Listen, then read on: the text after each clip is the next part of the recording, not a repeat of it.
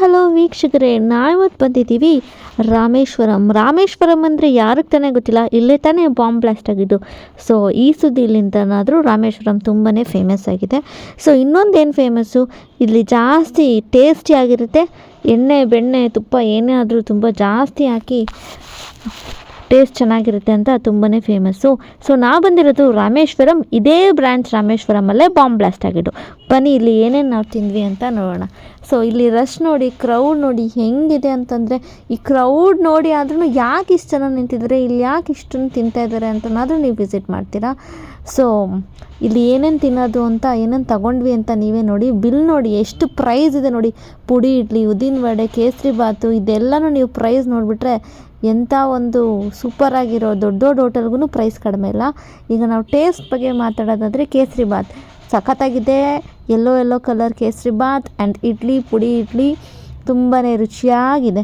ಯಾಕಂದರೆ ಅಷ್ಟು ಅವರು ಎಣ್ಣೆ ಬೆಣ್ಣೆ ಎಲ್ಲ ಹಾಕ್ತಾರೆ. ಸೊ ಜಾಸ್ತಿ ಅಷ್ಟು ಹಾಕ್ದಾಗ ಆಬ್ವಿಯಸ್ಲಿ ರುಚಿ ಇದ್ದೇ ಇರುತ್ತೆ. ಕ್ವಾಂಟಿಟಿ ಕಡಿಮೆ ಕೊಡ್ತಾರೆ, ಪ್ರೈಸ್ ಜಾಸ್ತಿ ಇರ್ತಾರೆ, ಟೇಸ್ಟು ಚೆನ್ನಾಗಿ ಅನಿಸುತ್ತೆ.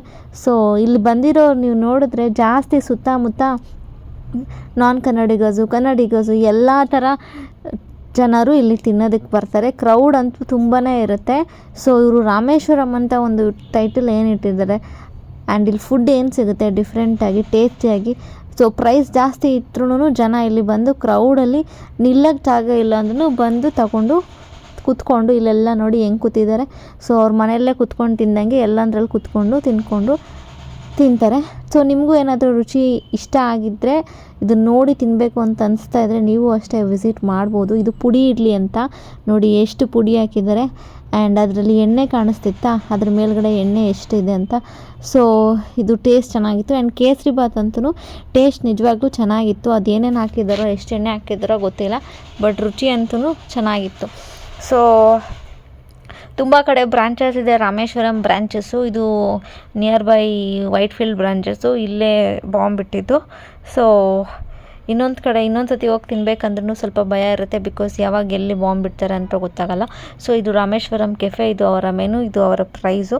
ಸೊ ಹೋಪ್ ನಿಮ್ಗೆ ಈ ವಿಡಿಯೋ ಇಷ್ಟ ಆಗಿದೆ ಅಂತ ಅಂದ್ಕೊಳ್ತೀನಿ. ಟೇಸ್ಟ್ ಅಂತೂ ಅದ್ಭುತವಾಗಿತ್ತು, ಚೆನ್ನಾಗಿತ್ತು. ಸೊ ನಿಮಗೂ ಏನಾದರೂ ತಿನ್ನಬೇಕು ಅಂತಿದ್ರೆ ನೀವು ರಾಮೇಶ್ವರಂ ಕೆಫೆನ ನೀವು ನಿಮ್ಮ ನಿಯರ್ ಬೈ ಬ್ರಾಂಚಲ್ಲಿ ವಿಸಿಟ್ ಮಾಡಿ. ಸೊ ಈ ವಿಡಿಯೋ ಇಷ್ಟ ಆಗಿದ್ದರೆ ಕಮೆಂಟ್ ಮಾಡಿ, ಲೈಕ್ ಮಾಡಿ, ಆ್ಯಂಡ್ ಮೋಸ್ಟ್ ಇಂಪಾರ್ಟೆಂಟ್ಲಿ ನಮ್ಮ ಚಾನಲ್ಗೆ ಸಬ್ಸ್ಕ್ರೈಬ್ ಆಗೋದನ್ನು ಮರಿಬೇಡಿ ವೀಕ್ಷಕರೇ. ಸೊ ದ ರಾಮೇಶ್ವರಂ ಕೆಫೆ ಇಲ್ಲಿನ ಬ್ರೇಕ್ಫಾಸ್ಟ್ ಅಥವಾ ಟಿಫನ್, ಲಂಚ್ ಏನೇ ಆಗಿದ್ರು ತುಂಬ ಸ್ಪೆಷಲ್ಲಾಗಿ ವೆರಿ ಟೇಸ್ಟಿಯಾಗಿತ್ತು.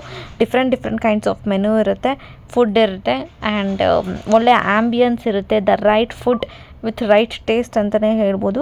ಹೋಪ್ ಈ ವಿಡಿಯೋ ಇಷ್ಟ ಆಗಿದೆ ಅಂತ. Please like, comment and subscribe to our channel. Thank you so much ವೀಕ್ಷಕರೇ. ಬಾಯ್.